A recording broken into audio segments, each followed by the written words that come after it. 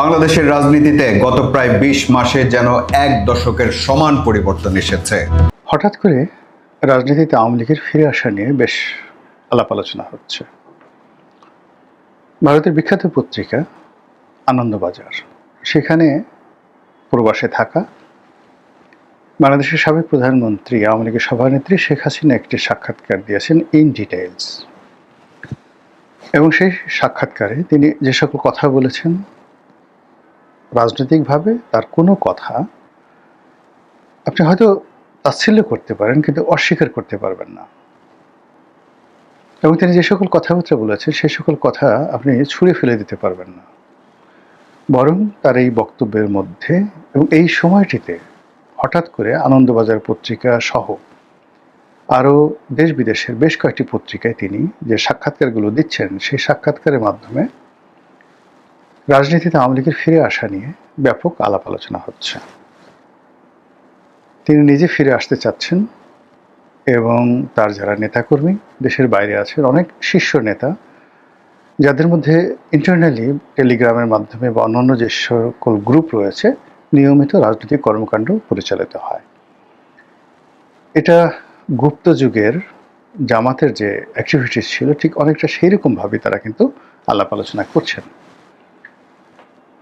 অন্যদিকে শেখ হাসিনা দিল্লিতে বসে তিনি ভিডিও দিচ্ছেন না, কিন্তু অডিও ক্লিপে ঘন্টার পর ঘন্টা, 2 ঘন্টা 3 ঘন্টা ধরে তিনি এই যে গ্রুপ মিটিংগুলো করছেন আওয়ামী লীগের বিভিন্ন নেতাকর্মীর সঙ্গে, এবং তার বক্তব্য, আওয়ামী লীগের যারা নেতাকর্মীদের বক্তব্য, এটি রীতিমতো নাও এখন ওপেন সিক্রেট।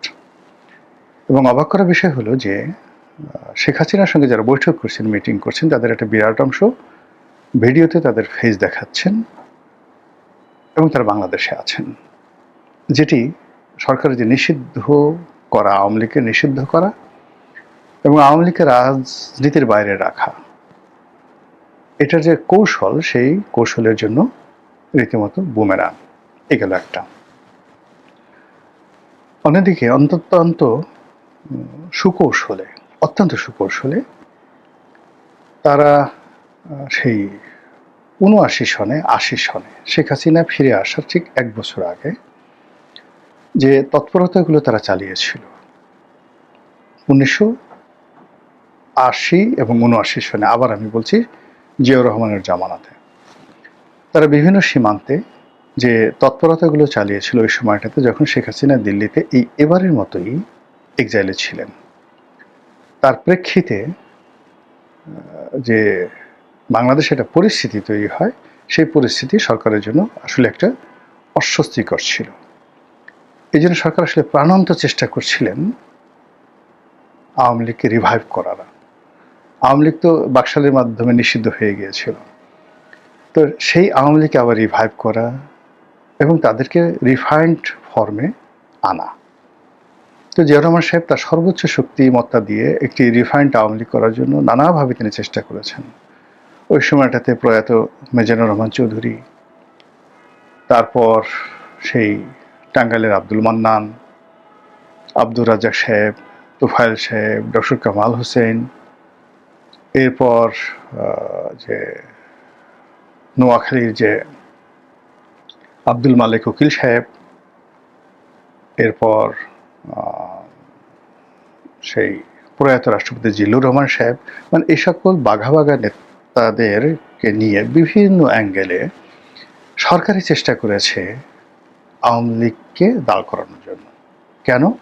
ওই যে সীমান্তে প্রবলেম হচ্ছিল এবং একই সঙ্গে জাসদ, অন্যদিকে সর্বহারা পার্টি, অন্যদিকে একটার পর একটা মিলিটারিতে কু হচ্ছে, সব মিলিয়ে মোটামুটি সরকার পাগল হয়ে গেছিল যে এটার একটা পলিটিক্যাল সলিউশন দরকার। এবং সেই পলিটিক্যাল সলিউশন যখন হলো, তখন শেখ হাসিনা চলে এলেন বাংলাদেশে। তো জিয়াউর রহমান সাহেবের সঙ্গে তিনি রাজনীতি করতে পারেনি। দুর্ভাগ্যজনক হলেও সত্যি যে তিনি আসার পরপরই খুব দ্রুত জিয়াউর রহমান সাহেব একটা নির্মম হত্যাকাণ্ডের শিকার হন।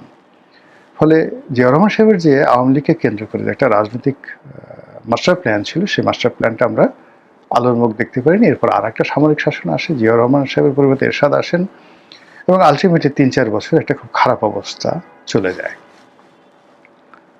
দেখেন তো, সেই 1979 থেকে বা 1980 থেকে 1984 পর্যন্ত, 80, 81, 82, 83, 84, এই 4টি বছর বাংলাদেশের রাজনীতিতে যে অবস্থা বিরাজ করেছিল, আপনি একটু সাধারণ একেবারে খুব কমন সেন্স নিয়ে এখন 2026, 27, 28, 29 এই সময়টিতে কি ঘটতে পারে আপনি একটু 1, 2, 3, 4, 5 এইভাবে সিরিয়াল দেন, কমন সেন্স যে সিরিয়াল দেন যে বাংলাদেশে কি ঘটতে পারে আপনি নিশ্চিত লিখে রাখেন পয়েন্ট 1, 2, 3, তার মধ্যে দেখবেন যে সেই 1979 থেকে 1984 সন পর্যন্ত এই বাংলাদেশের রাজনীতিতে যা কিছু ঘটেছে ঠিক সেম ঘটনা আমাদের জাতির উপরে আবার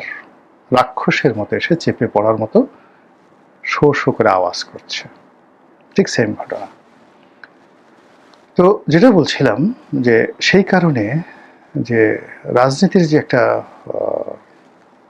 ভ্যাকিউম, যে ভ্যাকুয়ামটি জিয়া রহমান সাহেব বুঝেছিলেন 79 সনে, এবং সেই 79 সনের যে প্রথম যে পার্লামেন্ট নির্বাচন, তার আগে রাষ্ট্রপতি নির্বাচন, সেই দুটো রাষ্ট্রপতি নির্বাচন বিএনপির জমানাতে হয়েছে। একটি নির্বাচনে ডক্টর কামাল হোসেন আওয়ামী লীগের প্রার্থী ছিলেন, আরেকটি নির্বাচনে কর্নেল M.A. উসমানী ছিলেন। এবং আপনি জানেন যে রিফাইন্ড আওয়ামী লীগের প্রার্থী হিসেবে কর্নেল উসমানীকে আসলে জিয়া রহমান সাহেবই দাঁড় করিয়েছিলেন, এবং কর্নেল উসমানী মূলত জিয়া রহমান সাহেবের প্রমোটার ছিলেন, just like a papa, papa tiger, তার উপাধি ছিল সেনাবাহিনীতে পাপা টাইগার।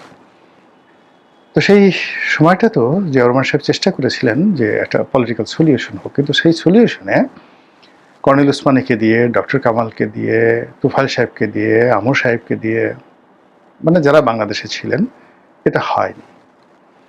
অন্যদিকে হেমায়েতুল্লাহ আরঙ্গ, মানে আওয়ামী লীগের যে মিলিট্যান্ট গ্রুপ যারা ছিল, জনাব আব্দুল কাদের সিদ্দিকী থেকে শুরু করে লতিফ সিদ্দিকী যারা ভারতে ছিলেন, ওই সময়টাতে তাদের যে তৎপরতা এটা সরকারকে অস্থির করে তুলেছিল। এখন আপনি দেখেন আওয়ামী লীগের যত মিলিট্যান্ট গ্রুপ রয়েছে, যুবলীগের যত মিলিট্যান্ট গ্রুপ রয়েছে, যারা অস্ত্র পাওয়ার থেকে শুরু করে যে কোনো অপকর্ম বলেন, সুকর্ম বলেন, আওয়ামী লীগের তারা সবাই এখন এই যে জেলখানা থেকে ইসমাইল হোসেন সম্রাটকে মানে বের করে দেওয়া হয়েছে। এখন সম্রাট কোথায় আছে বলেন তো? এই ঢাকা শহরে সম্রাট, নিখিল, কোচি, মিরপুরের যে কোচি, যিনি মানে মহানগর উত্তরের যে সেক্রেটারি ছিলেন বা সভাপতি ছিলেন, BGM এর সভাপতি ছিলেন, মানে এই সমস্ত অন্ততপক্ষে আওয়ামী লীগের এই ঢাকা শহর নিয়ন্ত্রণ করে শাওন, নজরুল ইসলাম বাবু, পলিটিক্যালি ধরেন এনামুল হক শামীম, নজরুল ইসলাম বাবু, এই মানুষগুলো এখন কোথায় আছে? শেখর কোথায় আছে? জাহাঙ্গীর কবির নানক কোথায় আছে? বাহাউদ্দিন নাসিম কোথায় আছে? তারা এই ঢাকা শহরে সে 1986-87 সন থেকে পুরো রাজনীতি নিয়ন্ত্রণ করছে, আন্ডারওয়ার্ল্ড নিয়ন্ত্রণ করছে। তাদের হাজার হাজার নেতাকর্মী আছে। এই নেতাকর্মীর মধ্যে কেউ চাপাতি চালাতে পারে, কেউ বন্দুক চালাতে পারে, কেউ অপহরণ করতে পারে, সে কেউ ছেঁচা দিয়ে আপনার 32টা দাঁত খুলে ফেলতে পারে, নাকের বদনা ফাটাই ফেলতে পারে, তারা গুলিস্থান থেকে চাঁদা তুলতে পারে, সব কিছু করতে পারে। এই লোকগুলো কোথায় আছে বলেন এখন? আপনি তাদেরকে ডিসম্যাল্টিং করতে পেরেছেন? তাদেরকে জেলখানায় ভরতে পেরেছেন? তাদেরকে নিয়ন্ত্রণ করতে পেরেছেন? তারা মুক্ত বিহঙ্গের মতো হয়ে বেড়াচ্ছে। তাপস কোথায়? পরশ কোথায়? নিক্সন চৌধুরী কোথায়? লিটন চৌধুরী কোথায়? সবাই কিন্তু যার যার অবস্থানে অতীতের যে কোনো সময়ের চেয়ে শক্তিশালী। চট্টগ্রামের রাজনীতিতে যারা যারা আছেন, মানে এখন চট্টগ্রামের রাজনীতিতে যারা আছেন তাদের তুলনায় আওয়ামী লীগের সেটটা চিন্তা করেন। আওয়ামী লীগে আখতারুজ্জামান চৌধুরী বাবু সাহেবের ছেলে জাভেদ, ওই যে দেখেন লন্ডনে, সে লন্ডনের মধ্যে বাংলাদেশে থেকে লন্ডনের মতো জায়গাতে 800 বাড়ি কিনতে পারে, তাকে দেখে আপনার কি মনে হয়? গর্ধব? এবং সে এখনো যেভাবে বুক ফুলিয়ে সারা দুনিয়া ঘুরে বেড়াচ্ছে, আপনারা কি করতে পারছেন তাকে? শামীম ওসমান কোথায়? শামীম ওসমানের ভাই সেলিম ওসমান কোথায়? শামীম ওসমানের ছেলেরা কোথায়? সেই তুলনায় নারায়ণগঞ্জে যারা যারা আছে তারা কি শামীম ওসমানের পর্যায়ের খেলোয়াড় বলেন তো? আচ্ছা, শামীম ওসমানের বাদ দেন, এখন নারায়ণগঞ্জের পরে আপনি নরসিংদীতে আসেন, আপনি সাভারে আসেন, মুরাদজং কোথায়? মুরাদজং এখন যে কাজগুলো করতে পারে, সাভারে এখনো সে যেখানে আছে সেখান থেকে মুরাদজং যে কাজগুলো করতে পারে, সেটা কি এখন করার মধ্যে বিএনপি জামাতের লোক আছে সাভারে? বলেন তো। চাঁদাবাজি করা একরকম, আর রাজনীতি করা ইজ টোটালি ডিফারেন্ট থিং। এখন কি করছেন, আওয়ামী লীগের যে সমস্ত লোক আবর্জনা, এখন এনামকে ধরেছে, এনাম, ডাক্তার এনাম। এনাম তো সাভারের কিছু না, নাথিং, জিরো। কিন্তু সাভারে ধরেন চেয়ারম্যান ছিল সাইফুল, চেয়ারম্যান থেকে সাথে এমপি হয়েছে। সাইফুল কোথায়? মুরাদজং, সাইফুল, এই দুজনই তো পুরো সাভারের যে আন্ডারওয়ার্ল্ড, সেই আন্ডারওয়ার্ল্ডটা তারা নিয়ন্ত্রণ করতে পারে। এরপরে যারা উপজেলা চেয়ারম্যান ছিল, মুরাদের প্রতিদ্বন্দ্বী, সাইফুলের প্রতিদ্বন্দ্বী, সেই পুরো গ্রুপটা তারা কোথায় আছে? তাদের কাউকে গ্রেপ্তার করতে পারছেন? 17 বছর যারা সাভার নিয়ন্ত্রণ করেছে। তো এখন ঢাকার গেটওয়ে, সাভার, মিরপুর, আচ্ছা মিরপুরে যারা নিয়ন্ত্রণ করতো তারা কোথায়? কয়জনকে আপনি ধরতে পেরেছেন বলেন? এরপর গুলশান যারা নিয়ন্ত্রণ করতো তারা কোথায়? সব মানুষগুলো অক্ষত আছে with money, muscle power and with their agency. আচ্ছা, এখন বলেন তো, বেনজির, হারুন, মেহেদি, তারপর মুনির, এই যে পুলিশের অন্তত পক্ষে ইফেক্টিভ 2 ডজন যারা দেশের বাইরে রাখছেন, তাদের হাজার হাজার নেতাকর্মী, মানে প্রশাসনটাই তাদের হাতে। সেখানে জামাত যাদেরকে প্রতিস্থাপিত করেছিল আর বিএনপি যাদেরকে প্রতিস্থাপিত করেছে, যদি ওদেরকে ধরেন, ওদেরকে যদি আপনি একটা স্টিল ধরেন, স্টিলের দণ্ড, এরা মোমবাতি এখন যারা আছে। তো এগুলোতে আপনি কীভাবে ফেস করবেন? ফলে এখানে একটা পলিটিক্যাল সলিউশন লাগবে, যেটা জিয়াউর রহমান সাহেব করেছিলেন। এই পলিটিক্যাল সলিউশনটা জিয়াউর রহমান সাহেব দেরি করে ফেলেছিলেন, ফলে তিনি সাস্টেন করতে পারেন। এর কারণ হল তার ভিতরের শত্রুরা তাকে মেরে ফেলেছে।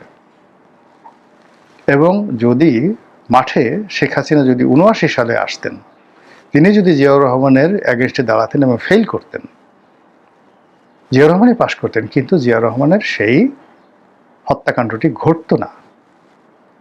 এই হলো পলিটিক্যাল। তো সেই দিক থেকে এখন যারা আছেন তারা নিঃসন্দেহে আমার চেয়ে, আপনার চেয়ে, অনেকের চেয়ে ভালো বুঝেন, একটা দেশ চালাচ্ছেন। তো সেক্ষেত্রে আওয়ামী লীগের ফিরে আসা নিয়ে যে সকল কথাবার্তা হচ্ছে, এতে করে রাজনীতির যে কোর্স অফ অ্যাকশন, হিসাব, এগুলি উল্টে যাওয়ার সম্ভাবনা দেখা দিয়েছে। আর আওয়ামী লীগ যদি ফিরে আসে, এখন যারা ভাত খাচ্ছেন, পোলাও খাচ্ছেন, কুরমা খাচ্ছেন, সোনার চামচ মুখে দিয়ে, চু চু করে চুষনি মুখে দিয়ে পুরো দেশকে আতঙ্কের মধ্যে রাখার চেষ্টা করছেন, এদের অবস্থা কি হবে একবার একটু চিন্তা করেন তো। ঢাকার রাজপথে